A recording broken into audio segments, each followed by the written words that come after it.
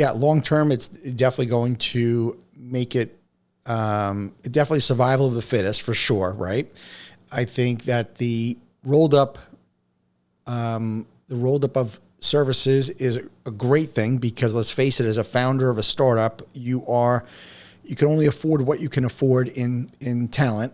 So I think that's going to help. I'm also curious though, do you think that this new trend, and maybe it's just really the new way we're moving forward, do you think that we're going to make an impact on that statistic that 84% of all franchisors never get to 100 units? Do you think that's going to have a huge... Without a doubt, there are two reasons I say that. One is because of the resources that are available to the individuals who make investments now are making investments into businesses that have the management of professional management, professional tools. It should make for more successful outcomes, and more successful outcomes will lead to fewer failures, which scare people away from becoming a franchisee. So that should be very helpful. Things like Zorforum, to kind of put a shameless plug in place here, but Zorforum was designed for the emerging franchisor as well, to enable them to be part of a peer group like a Vistage or an EO or a YPO, and have a group of 6 or 7 others as part of a group that now have each other to bounce thoughts and ideas and notions off of, under the direction and guidance of a moderator who is a seasoned franchise professional guiding that group. Loneliest people in the world, Frank. I know you used to be one of them. An emerging franchisor is the loneliest person on the planet. Doesn't know what he doesn't know, and doesn't know where to go to find out more about it. And so it doesn't take 1 or 2 bumps to sometimes hit a blind spot that could take you down, because it's not difficult to get deep into trouble if you're a franchisor without the guidance that you need to see your way through those blind spots. Mm-hmm. And so we do that with Zorforum, and hopefully we save some souls, help people become better franchisors, and do so with less speed bumps along the way. I think Zorforum is a great vehicle that hopefully is going to impact that number, and also impact the other statistic that I know has been troublesome for years, and that is the number of franchisors hasn't changed, relatively speaking, right? I mean, there's, give or take, I know we can argue about the total numbers, about 4,000 franchise brands, and there's 300 to 400 new franchisors that come on every year, and then 300 or 400 There's 300 or 400 to go away. There are 300 or 400 more to go. Why do so many of those go away? What do you think are the top 3 reasons why those franchisors stop franchising? Because there aren't really many answers to that question. There's probably 2 or 3.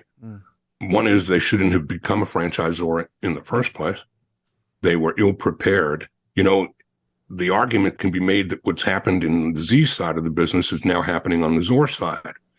It's gotten too easy to become a franchisee, and a lot of companies that and no hit on the FSOs, but they'll sell franchises for you, and an emerging brand gets himself tied in with an FSO that's going to get that franchisor ahead of his skis. They'll sell, and now he's got 18 or 20 units to open, and he doesn't have the staff to do it, and he doesn't have the horsepower to do it. So that leads to why the model that is changing and getting into the portfolio companies is such a good idea, because you now have better resources. But franchisors that shouldn't have become franchisors, but it was easy enough, it was cheap enough, and all they think is, wow, now money is going to start coming in the mail. Now I'm going to get royalties from all these people. And it's kind of like going to buy a car. If you don't have the left and the right side of your brain in sync, you shouldn't be buying that vehicle. You shouldn't just be smelling that new leather and going, oh yeah, God, I love this. Think about the insurance differences that you're going to be having to pay now. Think about the monthly payment, and can you afford that? Nope. One side of my brain is screaming yes, and I'm not listening to the other. Well, in franchising, it's not very different than that. You should be grounded, if you're buying a franchise, you should consider it like having another kid. Are you signing up for that? You're not replacing a 9-to-5 job. You've got you've got a 10-year agreement here, and it's not Monday to Friday and you're off on weekends. So think of it like having a child. And if you're an emerging franchisor and you're thinking that you can just collect checks, think about what you're doing. You're impacting the lives of those people who you're talking with. And for the good of they and the Zors both, it's think about having another kid is what you're doing here. And the hope is that for the first few years, you're going to nurture your business and take care of it and do everything that you do as a parent with a newborn. And then as it matures, maybe you can let go a little bit and enjoy the business a little more with a lot less management. And then ultimately hope that the day comes that business is now going to take care of you, just like you want your kids to grow up and take care of you. That's kind of the life cycle. It's very, very similar. And it doesn't always work, but that's the mentality that one should go into the business model with, whether it's Z or a Zor. It's a long term, man. You're playing, you're running a marathon. You're not in a sprint. Right. I think a lot of franchisors make that mistake going in, is they think the money is going to roll in, and they forget that what it took them to even start their business, that they had to go through a learning curve. They went through a grind. When you become a franchisor, you're going to go through a grind all over again because you don't even know what you don't know.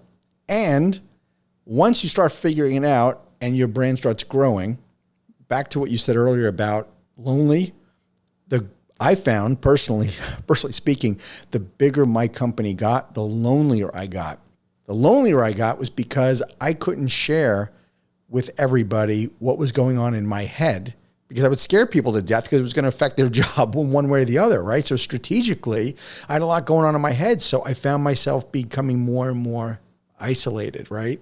And it became lonely. And I think that you have to have other folks to speak to. And going back to what you mentioned about Zorforum, I think that's an awesome vehicle that, as a franchise leader, that there is a way now that you get to talk to people about their franchise experience in a Vistage, EO, YPO kind of way in that mastermind group.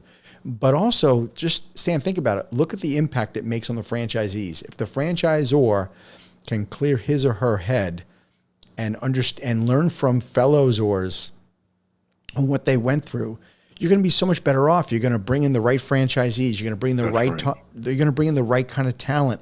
You're going to have the right kind of systems. Okay, Stan, if you were going to start a franchise tomorrow, what would you think are some of the most important elements that you would look for in building your company? I would make certain, first and foremost, that I'm well capitalized, because to make a small fortune in franchising, you probably should start with a large one. And it's never large enough, right? Have the money, have the resources. You have to have the culture too. You have to have the mentality of what it is you're doing. You've been an operator for years, probably operating, improving your concept as an operator.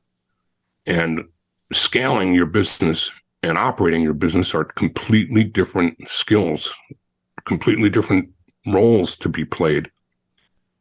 And so if you're planning to continue operating the company operation, yet it's a full-time job, and now you're adding a second full-time job because now you're scaling the business that you're operating, well, where are those extra 40 hours a week coming from? And so you have to have people around you. You've got to have good people around you. You've got to have more than yourself, or you're not ready to franchise yet. Those to me are some of the key things. Having the money involved, the economies of scale are kind of some of what you've gleaned from a single location.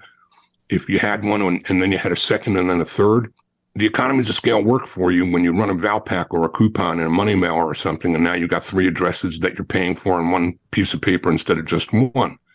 But when you grow past that 3, then you're not any longer an operator. Now you're a manager. You've got to have managers. You've got to be able to work with people and build teams and have people looking up to you as the leader.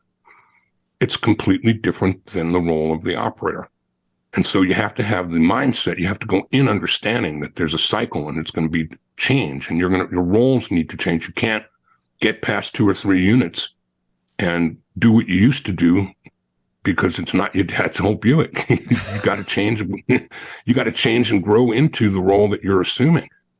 And so being prepared for all of that is really critical. It's not just that you have a great concept and it has great unit level economics. It's getting to scale is going to require professional management. It's going to require professional people that are as good at scaling as you were in operating the business that's proven to be worthy of becoming a franchise. So people and money, and the right people, having leadership and the finances to go and grow. And to the point you made about the single unit that private equity was interested in, you're right. A few years ago, private equity didn't want to talk to anything under $5 million. The due diligence that they had to do for anything less wasn't, juice wasn't worth the squeeze, right? But in today's world, where that single unit of that brand may fill a niche that's important to the franchise portfolio company to have as part of their recipe. And so they can bring that company in and keep the founder in place, focused on growing and being the face of the company, because they're not needing him any longer to do the back end, to do the things that they're already in place with resources and tools already in place. And so they can get it where it's going, and it makes more sense to them to have that as part of the recipe, no matter whether there's 1 unit or 50. They're not counting on the cash flow. They're counting on the puzzle piece that fills. Thank you for tuning into the Emerging Franchise Brands podcast. For additional insights, guest applications, and to stay connected, visit us at efbpodcast.com. The Emerging Franchise Brands podcast is for entertainment purposes only, and the views expressed do not necessarily represent those of Emerging Franchise Brands, its host Frank Fumey, or Emerging Franchise Group, LLC. Any discussed franchise or investment opportunity requires thorough investigation, obtaining proper disclosure documents, and expert consultation before making any investment decisions. The podcast and its host do not offer professional advice or endorsements, and they hold no responsibility for actions, representations, accuracy, or consequential damages related to the podcast content.